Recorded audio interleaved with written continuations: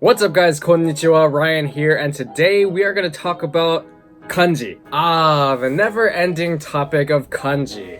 Something that you could literally study forever and never master. But don't worry, you only need to know a little over 1,000 and you'll be pretty good. How many kanji are there? I don't know. Why are there so many kanji? China. Is there at least a pattern to be able to read all of them? Kind of, but more than half the time I'd say you just kinda have to memorize it. But sensei, you promised that Japanese is really easy to learn. I did. In terms of speaking, listening, and grammar, learning Japanese is extremely easy. However, for the reading and writing part, I might have lied. There is a catch to everything, and in the case of the Japanese language, kanji is that catch. Japanese kanji is really hard. Sure, the Chinese only use kanji or hanzi to read and write, and they probably have more than double the amount of characters that Japanese have.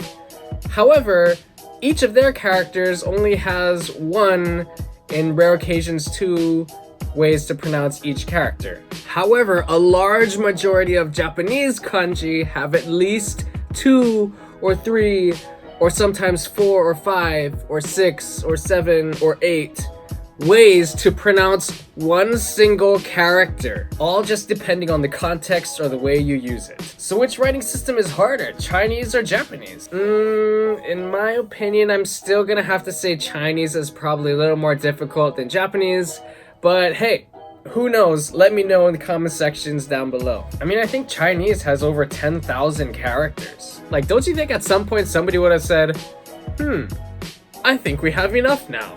However, it's not all doom and gloom in the world of kanji. If you do actually manage to learn and memorize a bunch of these, believe it or not, it actually makes reading easier. This is because each kanji character has a meaning to it. So even if you don't know how to pronounce a character, if you know the meaning of the character, you can still kind of guess what the text is trying to say. True story, I used to work at a bank for a few years, and for about 1.5 years, I had this small group of Chinese customers straight from China, who surprisingly knew next to zero English. They were researchers from some Chinese university, and they decided to do their research abroad for a little over 1 year at the University of Hawaii. And literally, although we couldn't communicate verbally with each other, we were still able to communicate by writing kanji characters to each other and making faces, and we could kind of, guess what each other is trying to say, and I was still able to take care of all their banking needs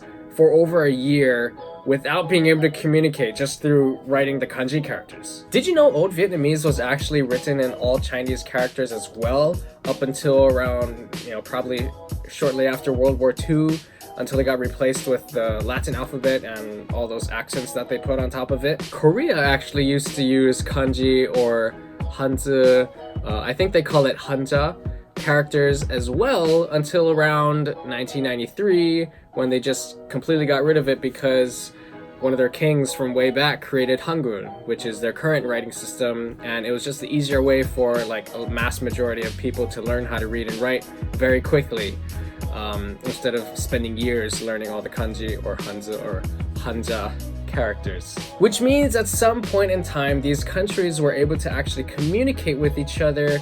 Although they couldn't communicate verbally, they could, write the characters to each other, or like go to each other's countries and read the signs, and because the meaning behind the characters is the same, they could still kind of guess what's going on. Which to me just seems really super cool, but the world just isn't that way anymore. Anyway, coming back to Japan. Japanese kanji characters for the most part have at least 2 ways to read them: kunyomi and onyomi. Kunyomi is the Japanese pronunciation, and is usually used when the kanji character is by itself followed by hiragana characters, and it's usually for like adjectives or verbs, for the most part, stuff like that. For example, yomimasu and kakimasu, which is to read and to write. Onyomi, on the other hand, is the Chinese pronunciation of the character, and is used when 2 kanji characters or more are bunched together to make a single word, usually in the form of nouns, and in that case, the reading of the character changes to the Chinese way. So for example, if we take the character for yomimasu and the character for kakimasu, and we put them together, instead of yomimasu and kakimasu, it becomes dokusho, which is the Chinese pronunciation. And if you're wondering, the reason why I use these quotes when I say Chinese pronunciation is because it's not exactly like the Chinese pronunciation, it's just kind of similar. So those characters, dokusho in Chinese is like dokushu. I think in Chinese they pronounce it dokushu, but in Japanese it's dokusho. See, so it sounds kind of similar, the meaning is the same, but it's just not exactly pronounced the same. Are you confused yet? If so, don't fret, because honestly, I still am, and to be honest, a large majority of young people born and raised in Japan are still confused as well. Believe it or not, a large number of Japanese people in Japan, although they can read pretty well, they can't actually write characters very well. Because in this day and age with computers, you don't have to know how to actually write anything to write stuff on a computer.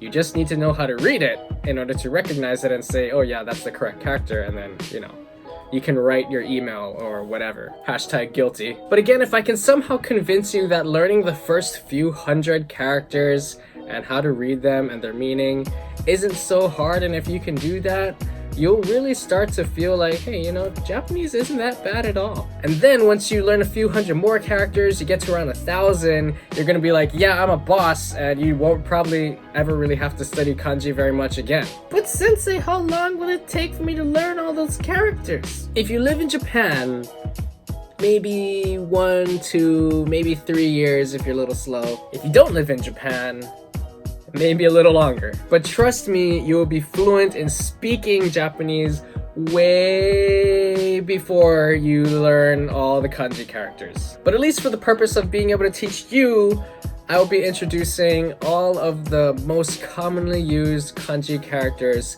slowly by slowly in an easy to understand way. So hopefully people will keep coming around and keep being able to learn some practical stuff. But for now, that is going to be all for this video. I know it might have been a little short and not super in depth, but don't worry, we will be getting there in due time. If you found this video useful by any means, please feel free, and remember to give this video and Totoro a like, hit the subscribe button, hit the notification bell, and if you have any questions or comments, please let me know in the comment section down below, and I'll get back to you as soon as possible. ありがとうございます。また次の動画でお会いしましょう。じゃあ、またね。